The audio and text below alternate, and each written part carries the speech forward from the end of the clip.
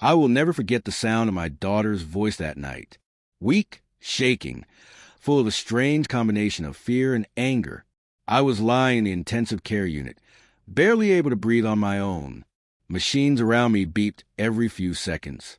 The cold air smelled like chemicals and metal. My chest felt tight, like someone was pressing a heavy stone on top of me. And then my phone vibrated. When I picked it up with trembling hands, I heard her. "Dad, don't come home. Please, don't come home." For a moment, I thought I misheard her. My vision was blurry, my head foggy from the medication. So I whispered, "Sweetheart, what are you talking about? Why would you say that?" But she repeated it with even more panic, as if she was the one fighting for her life. "Not me.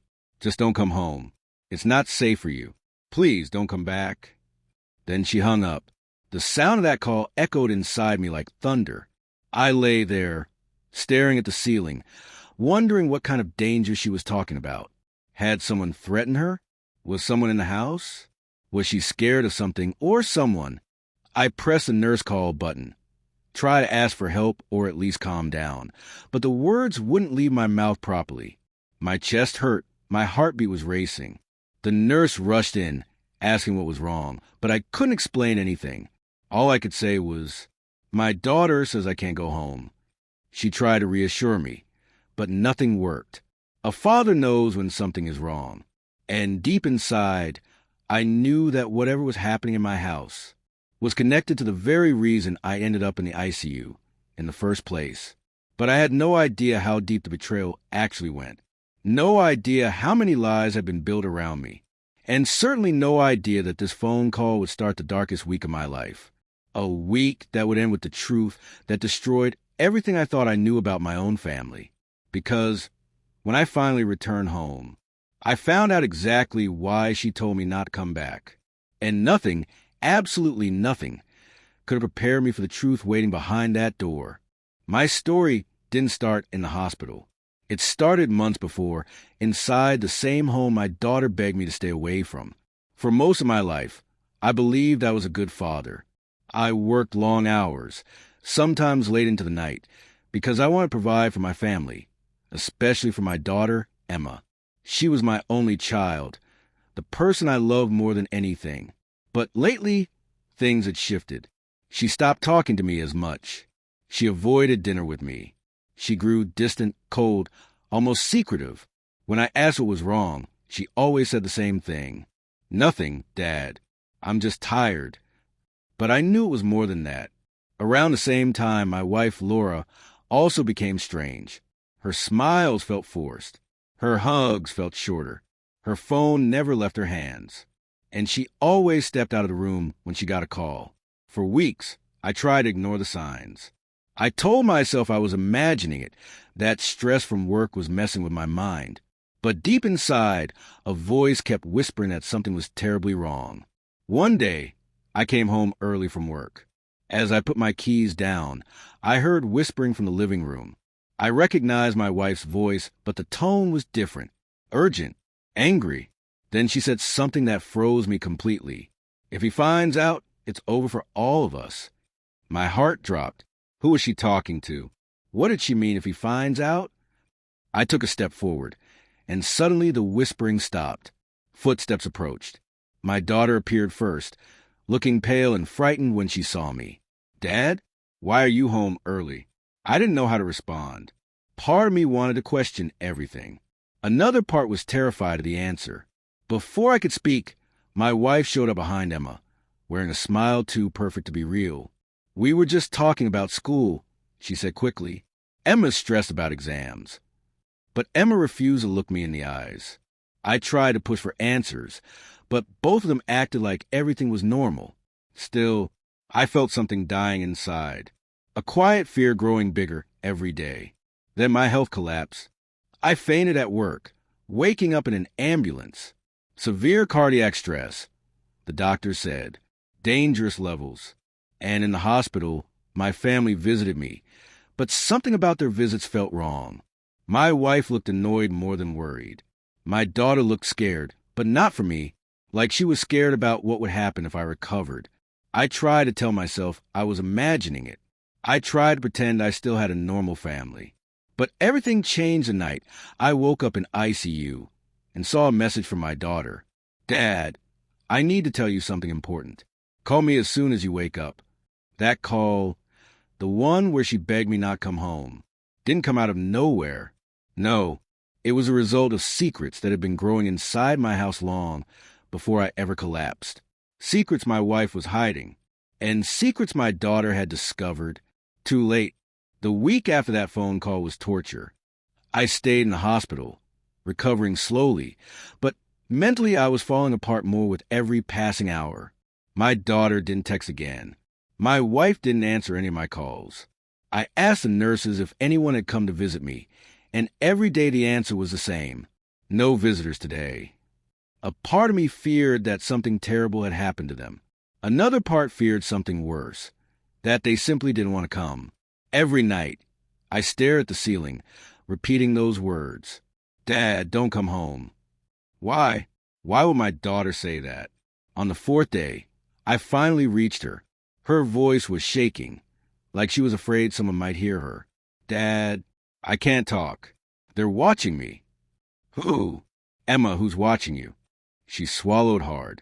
Mom and someone else. My entire body went cold. What do you mean? Who is with your mother? She took a breath, a shaky, panicked breath. I didn't know, Dad. I swear, I didn't know until last week. But she's been hiding him for months. And now they want. The line cut. I called back. She didn't answer. Not once. On the sixth day, I asked for discharge papers. The doctor tried to stop me, saying I wasn't ready, but I insisted. I needed to get home. I needed to see my daughter. When I finally stepped outside, the cold air hit my face, and a bad feeling washed over me. Something was waiting for me at home. Something dark. As I drove toward the house, my hands were shaking on the steering wheel. Each street I passed made my heart beat faster. My family home, the place I built with love, sacrifice, and years of hard work, suddenly felt like a trap. I parked in front of the house and waited for the courage to walk in, waited for a sign, waited for anything. But then I saw something in the window, a shadow, a movement, someone tall, someone who wasn't me. My breath froze. My daughter had been right. Someone was inside my home. And whatever was happening in there, my wife was part of it. But the worst part? My daughter was trapped inside with them. I walked up the door slowly, my heart pounding like a drum. Every step felt heavier, louder, more dangerous.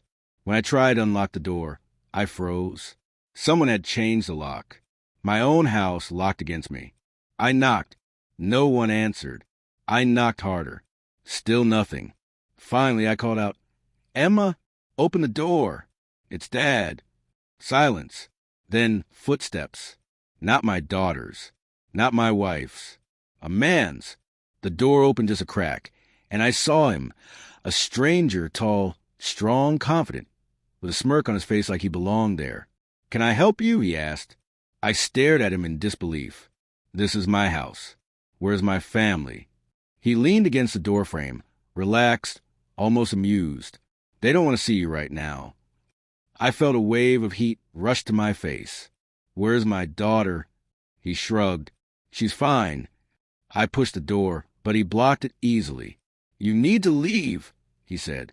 You're not welcome here anymore.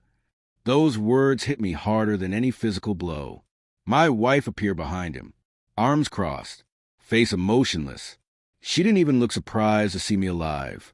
Why did you change the locks? I asked, my voice breaking. What's going on, Laura? She didn't answer. The man stepped forward. Because the house is mine now. I stared at him. What are you talking about?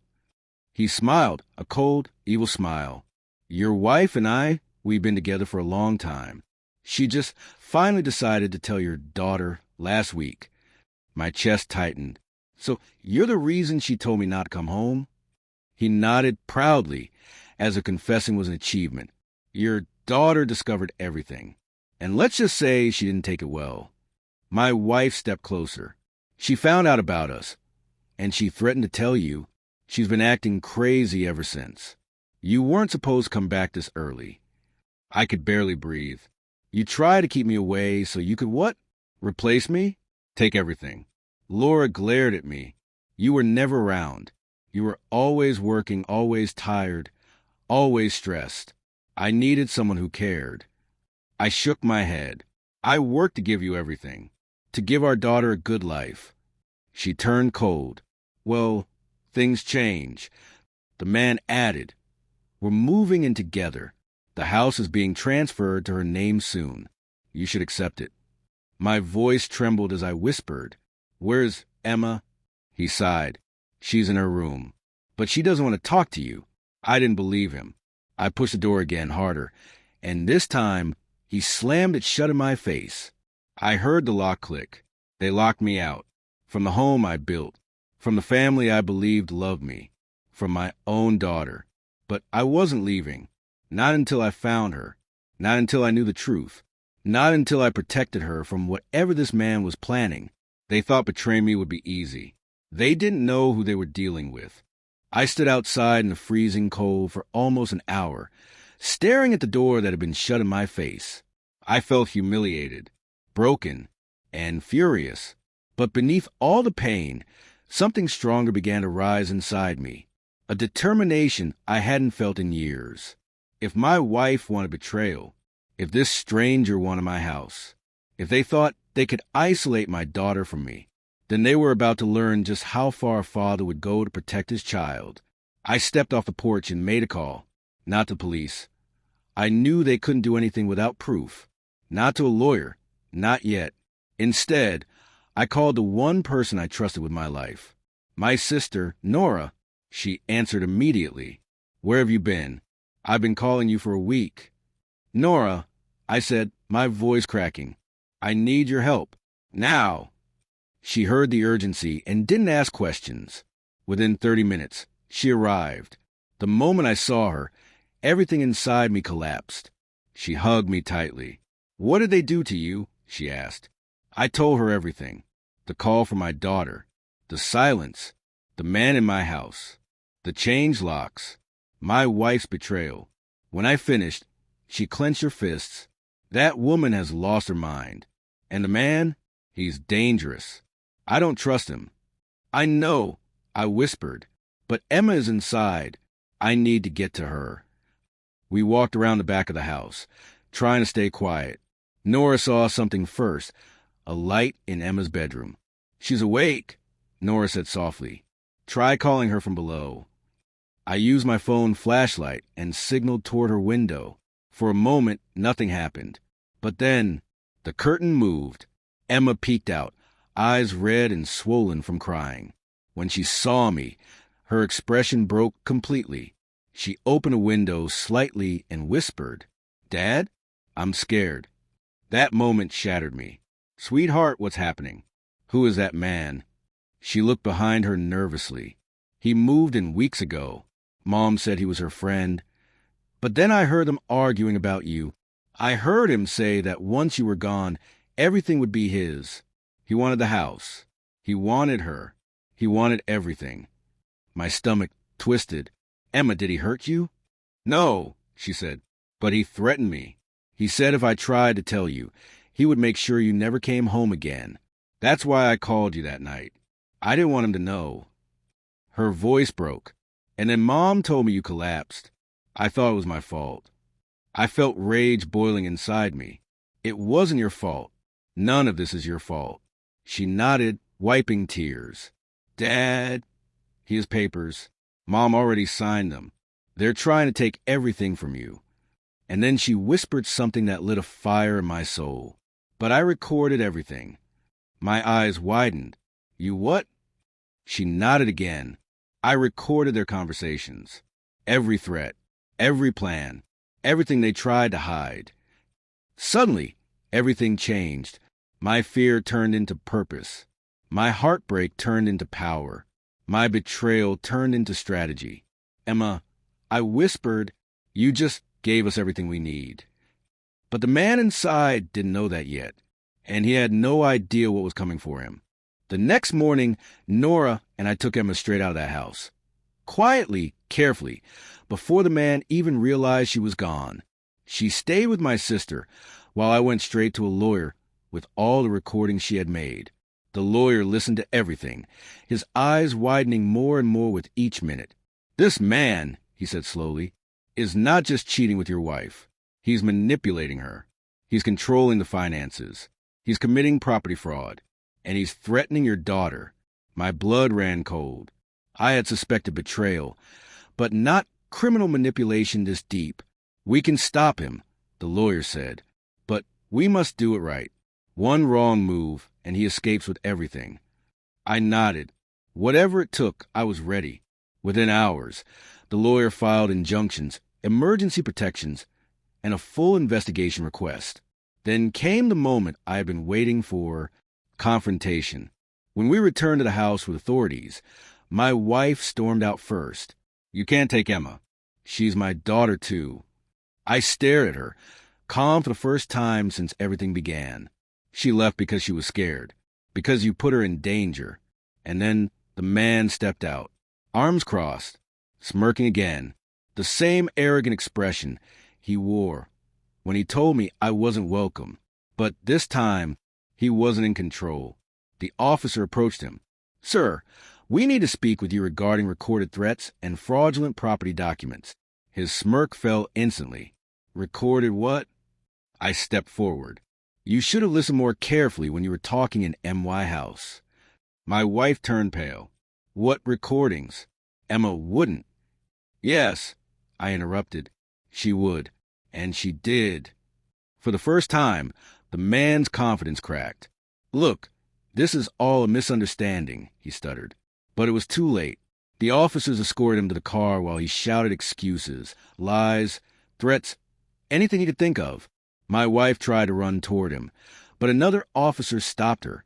When she realized what was happening, that her affair, her lies, her betrayal were exposed, she collapsed on the porch, crying hysterically. But I didn't feel sorry for her. Not after everything she put our daughter through. Not after everything she tried to take from me. As the man was taken away, he shouted, "This isn't over. I'll get out. I'll come back." I looked him straight in the eyes. "No," I said coldly, "you won't.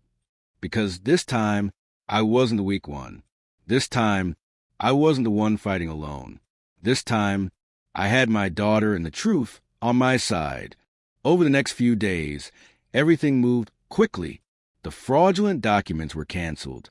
The attempted property transfer was reversed. Restraining orders were issued. And my wife, she tried to apologize. She cried. She begged. She said she was manipulated. She said she didn't mean for things to go so far. But I wasn't ready to forgive her. Not after she chose a stranger over her own daughter. Not after she locked me out of my own home. Not after she betrayed the family we built together. Emma decided to live with me permanently. My wife moved out while the divorce proceedings began. The house felt different. Quieter, but safer. One evening, as Emma and I sat on the couch, she leaned her head on my shoulder. "Dad," she whispered, "I'm sorry for everything." I shook my head gently. "You have nothing to be sorry for." She wiped a tear. "I thought if I told you, he would hurt you. I didn't want anything to happen to you." I hugged her tightly.